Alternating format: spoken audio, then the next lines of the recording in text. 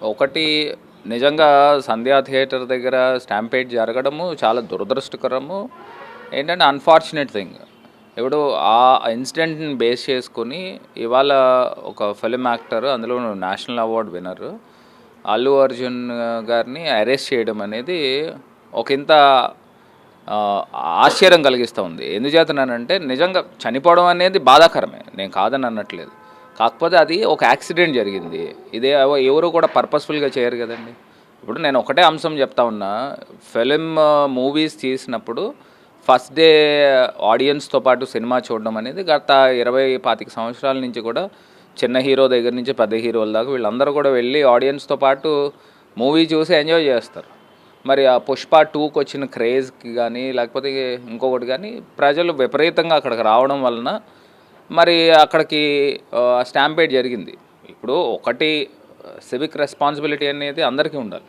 ఇప్పుడు నిజంగా అల్లు అర్జున్ గారు అక్కడికి వచ్చారని చెప్పేసి స్టాంపేడ్ పర్టికులర్గా ఆ ఇన్సిడెంట్ జరిగి చనిపోవడం కాదు కదండి. ఇప్పుడు ప్రతి ప్రోగ్రామ్ దగ్గర పబ్లిక్ గ్యాదరింగ్ అనేది జరుగుతూ ఉంటుంది. ఇప్పుడు మాల్స్ ఓపెనింగ్ దగ్గర హీరో హీరోయిన్లు వస్తారు, లేకపోతే ఏదైనా రాజకీయ నాయకుల సభలకి ప్రజలు లక్షలాది మంది ప్రజలు వస్తారు. ఏదైనా ఒక అన్ఫార్చునేట్ థింగ్ జరిగితే ఇప్పటిదాకా రాజకీయ సభల్లో చాలా ఇన్సిడెంట్స్ జరిగినాయి. ఏ రాజకీయ నాయకుడినైనా అరెస్ట్ చేశారంటే లేదు. ఇప్పుడు నేను సాక్షాత్తు రాజమండ్రి ఇన్సిడెంటే చెప్తాను. రాజమండ్రి పుష్కరాలు జరిగినప్పుడు సుమారుగా ముఖ్యమంత్రిగా అప్పుడు చంద్రబాబు నాయుడు గారు ఉన్నారు.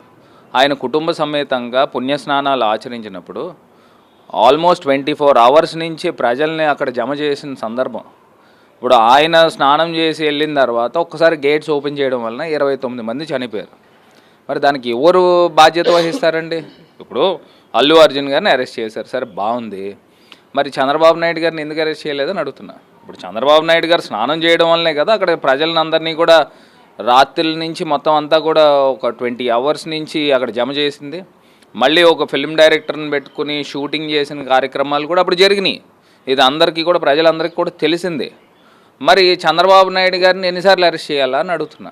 ఇందులో రాజకీయ కోణం ఉందో అల్లర్జున్ అరెస్ట్ చేయడంలో ఇప్పుడు మీరు చెప్పింది ఆంధ్రప్రదేశ్ సంబంధించింది, జరిగిన ఇన్సిడెంట్ తెలంగాణ సంబంధించింది. ఎక్కడైనా కానివ్వండి, ఇప్పుడు ఇన్సిడెంట్ ఎక్కడైనా కానివ్వండి. ఇప్పుడు ఒకటి నేను చెప్పే అంశం ఏంటంటే ఈ రాజకీయ సత్సంబంధాలు అనేది, లేకపోతే ఈయన ఎదిగే విధానం కానీ, మరి ఎవరికి కళ్ళు పుడతా ఉన్నాయి, ఎవరికి ఈ రకంగా జరుగుతూ ఉన్నాయో కూడా ఒకసారి ప్రజలను కూడా అర్థం చేసుకోమన్నాడు. నేను ఒకటి చెప్పే అంశం ఒకటే. ఇప్పుడు చట్టము న్యాయము అనేది ప్రజలందరికీ కూడా సమానమే కదా. ఇప్పుడు మనం ముఖ్యమంత్రుల కింద ఉన్నప్పుడు మనకు ఒక చట్టము, లేకపోతే మనకి ఎవరైతే వ్యతిరేకంగా ఉంటున్నాడో అతనికి ఒక చట్టం అనేది ఉండదు కదా. ఇప్పుడు స్టాంపేడ్ జరిగింది, మరి 29 మంది రాజమండ్రి పుష్కరాల్లో చనిపోయారు. మరి ఏమి ఇచ్చేశారు చంద్రబాబు నాయుడు గారికి?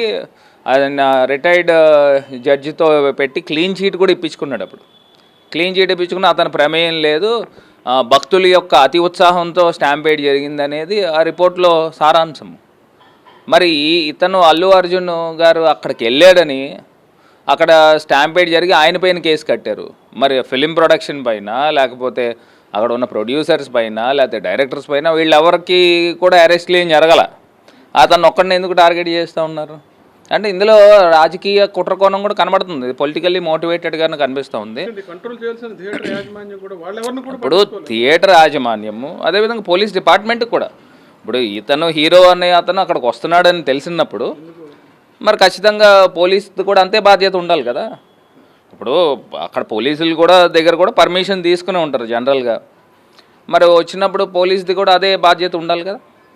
మరి కావాలని ఒక హీరోని అల్లు అర్జున్ని టార్గెట్ చేయడం అనేది ఒకటి పొలిటికల్లీ డ్రివెన్గానే కనబడుతుంది.